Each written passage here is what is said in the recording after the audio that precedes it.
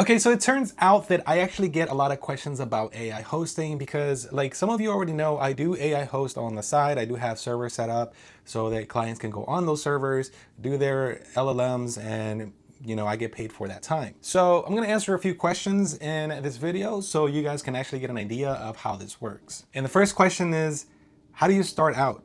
Well, if you're a gamer or you already have some type of workstation, to start out, just use that. Don't go ahead and invest a ton of money on more GPUs or servers or equipment or RAM and everything until you actually know what's going on and what you're doing. So when you're starting out, use your gaming PC, use whatever you have to play with. Because until you actually know how to set things up, what to expect, what the revenue is, and electrical costs and everything, it's not worth it to invest too much money into it. So start out with whatever you have and just play around with it. So there are many platforms where you can host your servers. The more well-known one is going to be Vast.ai, which is a big platform, so you have a lot of competition there. Not only that, for Vast.ai, you actually have to know how to set up Linux and run Linux commands and download things through Linux to set up your entire environment. This is actually not that hard to set up, but there are a lot of steps, and luckily Vast.ai does give you those steps in order to actually set all that stuff up yourself. But also keep in mind that depending on the version of Linux that you're using, most of us actually use Ubuntu. There's versions like 22.04 that has been the most stable in many years, but now Vast.ai and a lot of the machines and a lot of users are moving on to 24.04, which of course changes a few of the commands and a few of the things that you can do with. The other one is going to be like Clore.ai, which is actually kind of like crypto based. So it is a AI hosting platform, but people do farm on there, not just AI stuff, but also crypto, which, same thing with Vast. And I'm gonna move into that in a little bit here. With Clore.ai, it's similar to Vast.ai, but instead you get paid out in like crypto versus Vast.ai, you can get paid out in fiat to your PayPal account. So it all depends on what you actually want. Do you want to do the crypto thing? I moved away from the crypto thing a long time ago. I do not take any crypto in just because of the fluctuation of the market. Instead, I prefer to get paid in fiat or PayPal or gift cards or whatever it is that I could turn into USD. There's another one called Salad.ai. That one is actually the easiest one to set up because you're gonna just be running Windows, and it's just an application that you download onto Windows, and you just click a few buttons and it's ready to go. The problem with Salad.ai is that since it's a lesser known platform, there's gonna be less jobs available for everybody, and also it runs on Windows. So the one thing that you have to do is kind of configure Windows to where it doesn't constantly update your Windows updates, because it will interrupt your workloads and then you lose the client and then you lose the paying jobs, and you also lose score in the back end, so then less clients rent your stuff. That being said, score is something that we are graded on all platforms. So the longer that your machine stays up and running, the higher score you get. For example, Vast.ai starts you at like 60% reliability, and it gradually goes up the more days that you are online and the more days that you don't have any issues or interruptions. Once reaching like 99.95 or something like that, you can get verified, which I have seen people get verified a lot sooner than that, but they must have connections or something. Which brings me up to another point, and that is, how long do I have to leave it on for? How long do you have to leave the machine on for? You can't turn it off. That's the thing, you can't turn it off. So once you set it up and you are trying these platforms, they all require you to have an uptime of as much as possible, right? So if you're trying to do this as a side gig where you're using your gaming PC for gaming and you're also on the side trying to run one of these platforms, whether that's Vast.ai Linux, which is like you have to set up like a separate SSD to do that, or Salad, which is just an application that you can run while you're not using your computer, there is still an uptime that you have to consistently get. So if you are trying to game and you have a client, for example, if you're using Salad, that client is going to get interrupted as soon as you start playing games because you're utilizing the equipment that they're already using for their workloads. So if you're going to set one of these systems up, you have to dedicate it directly to AI hosting, because it's not like what they tell you where, you can do this on the side. It doesn't work that way. And most of us in the beginning kind of fell for that, which is like, oh, I can just host while I'm not on my computer and then come back and play video games or do my work once I'm ready to do that. But then didn't realize that once we had a client, we probably shouldn't touch the computer because then it'll get interrupted. So machine has to be dedicated to the AI hosting. Simple as that. And those are just 3 platforms that I'm discussing, but there are many other ones out there now. There is plenty to choose from. A lot of them do work off of crypto, like I said, and I prefer not to take in crypto anymore because of the fluctuations. So Vast.ai can pay you in fiat through PayPal. Kilowatt pays you in crypto. Salad pays you in gift cards. You can actually get gift cards to like different video game vendors, Amazon gift cards, and many others. They also pay you in PayPal gift cards, so then you can just turn that into fiat, get a PayPal deposit, and it's just like getting paid, you know, like anything else. The other thing is, what do I do with electrical? Depending on the amount of machines that you have, you are going to be using a lot of electricity. Since you are leaving these things on the entire time, you're going to see an increase in your electric bill. For example, our last electric bill was roughly $700-800. And I think this next coming bill, because it's hot now here, and I'm running AC units in the server room, it is going to probably be a little bit over $1,000 in just electricity. So if you are not paying the bill, I would say communicate with the owners of that bill before you start doing this, because as soon as they see a $50 increase in their electric bill or a $100 increase in their electric bill, they're probably going to start questioning what you're doing. And it's better to just tell them straight up and give them that difference back to them from what you're making, so that way their bill doesn't actually go up as a lot higher than they're expecting it to, you know? And something that you can actually do with that is buy kilowatt meters. So with kilowatt meters, they're not perfectly accurate all the time, depending on which ones you buy. Some of the cheap ones, they do just fine, right? Some of the more expensive ones, they're more expensive than they need to be. But with a kilowatt meter, at least you can set up your rate. So you'll set up your 11 cent, 12 cent, 8 cent, whatever rate you have at your home. Set it on that little machine and it will calculate to you how much electricity you're using, how much you're going to be spending extra in electricity, money-wise. And at the end of the month, you can go ahead and do those calculations to then see what you spent on electricity versus what you're actually making and what is actually profit and what is not. All right, so what about the internet? The internet is something else that you have to consider. If you have really slow internet, when it comes to AI hosting, it is not going to work. So if you have 50 up, 50 down, it's not going to work. It's going to take forever for the client to download their workload onto your PC, and it's going to take forever to upload it back to them once they're done. Because yes, the client literally has to download their entire language model onto your computer, do the work that they need to do on there, and then they remove it afterwards. So the internet bandwidth is something very important to keep in mind. We have gigabit here, and I'm running multiple machines here with multiple clients, and we started seeing a reduction of quality in our internet because we not only use it for the hosting, but we also use it for my work, which I upload and download stuff here. I use it for gaming. We use it for streaming, which we have like 30 systems or something going on at the same time, whether that's phones, TVs, anything, streaming software.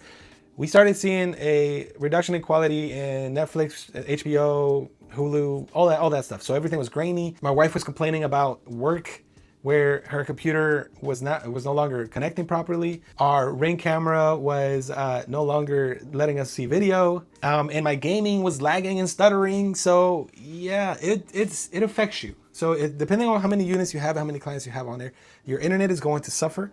And gigabit is not enough for the amount of clients that I have. It might be enough for you. If you have one system, you're going to be fine. But you have to keep that in mind. We've gotten to the point where now we're actually installing a second gigabit connection. And I know there's 2 gig and 3 gig connections now, but here in my area, that is not available yet. So we ended up paying for a second service, a second gig service, which is going to separate the work and separate the home internet, which then we should be okay after that. The way that I did this is that I ended up going to get a secondary Verizon Fios account separate from the one we already had, where they're going to install a new new router, and it's going to be completely separate bandwidth, right? And to do this, in case you have to do it at your location, when you call them, just let them know you're setting up a secondary account, secondary connection.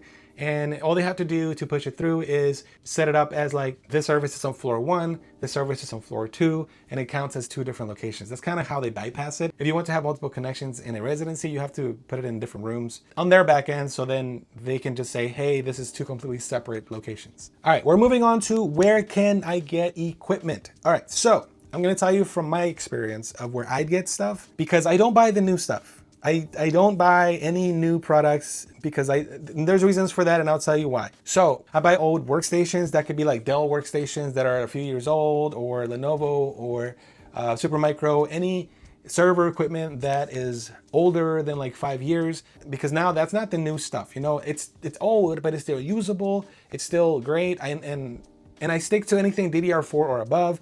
Right now, everything that I'm running is actually DDR4. And I did this because we have to give new opportunities to the old equipment, right? We have to give new opportunities to the stuff that's probably going to end up being sent to e-recycling. And I prefer not to buy new and repurpose the old equipment that I see on Facebook Marketplace, I see on eBay, sometimes Amazon, but Amazon, you know, they charge a lot. I shop locally and I shop on eBay to get a lot of that stuff. That includes RAM. And of course, we know right now RAM is super expensive. But back then I could get like 192 gigs for like 150 bucks.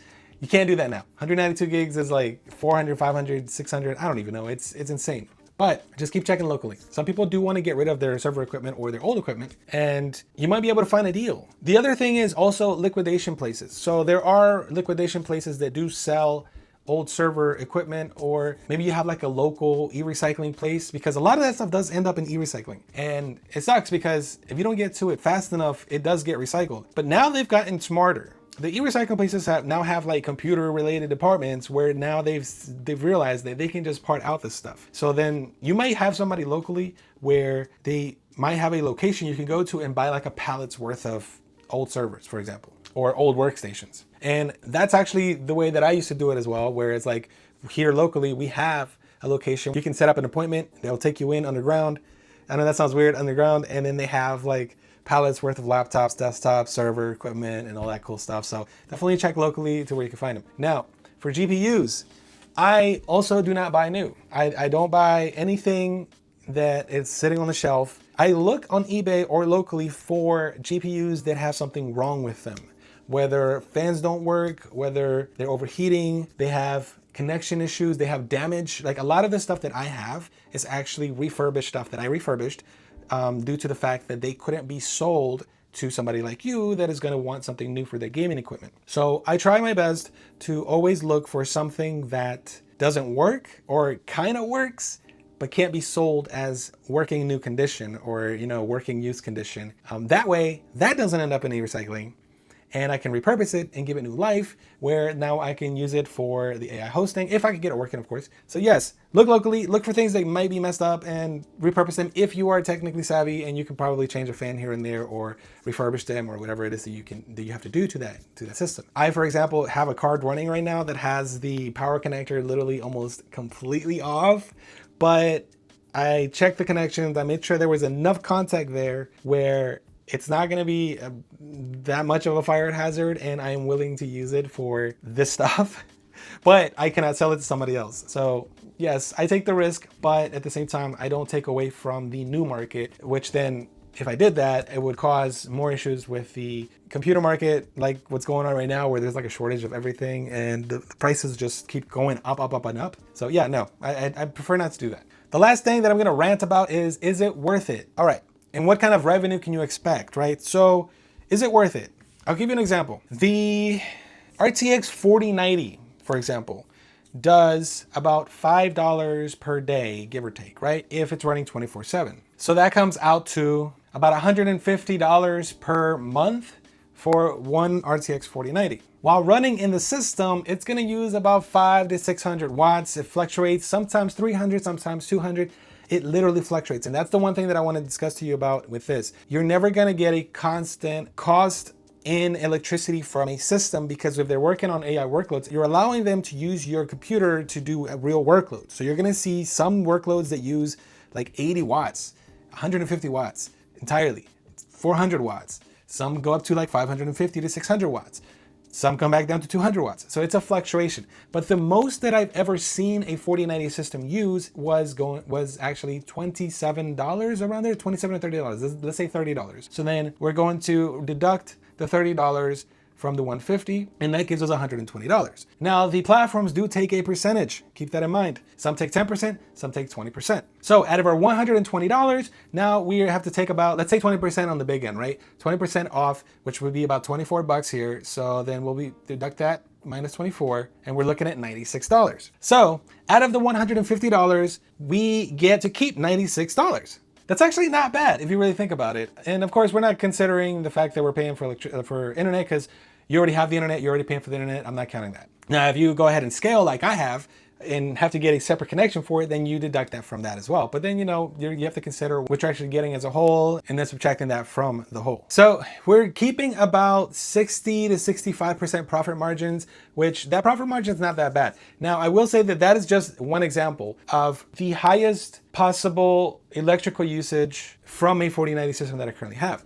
Now, for me as a whole, I'm running off of a 75% profit margin. So we have 25% of that going in electrical costs among other things, and then the rest of it, the 75%, is actually all profit. So yes, the profit margin is there. We love anything over 50% profit margin. I mean, it's worth it. But of course, that is for a 4090, which has 24 gigs of RAM. If you have something lesser than that, don't expect those numbers. It's gonna be calculated completely different. Like for example, a 5070 could possibly make like $2 a day, or a 5080 can make like $3 a day. It's all completely different. So depending on what you have, you will get that electrical usage and you will get the revenue and profits and other stuff calculated completely different than what I'm doing. Which brings me up to the next point. For those of you that want to try this, it's better to have 16 gigs of VRAM on your card or higher. 24 preferably, but there has been a bigger pickup on a 16 gig graphics card on the platforms, because there is a limitation of the 24 gig graphics cards now, since there's so many people actually doing AI work related stuff. So that's something else to keep in mind. If you're going to do this, if you have a 4090 or 3090,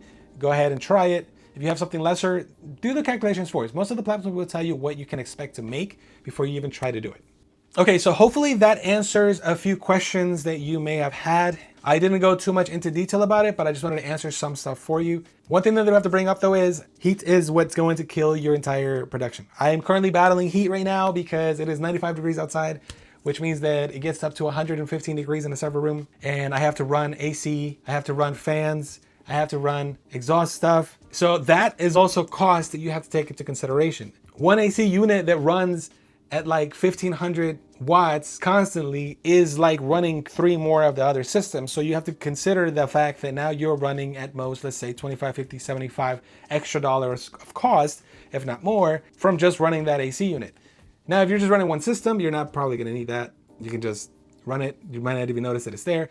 But if you're running multiple systems, it does get hot and you have to get that heat out. And you have to spend money on equipment to get that heat out. But yeah, I hope this answers some of your questions. If you want to check out setup videos and stuff, there's plenty of them out there. If you want to set up like Vast.ai or Salad.ai, I think I even have one in my channel here where I set up Vast.ai a long time ago.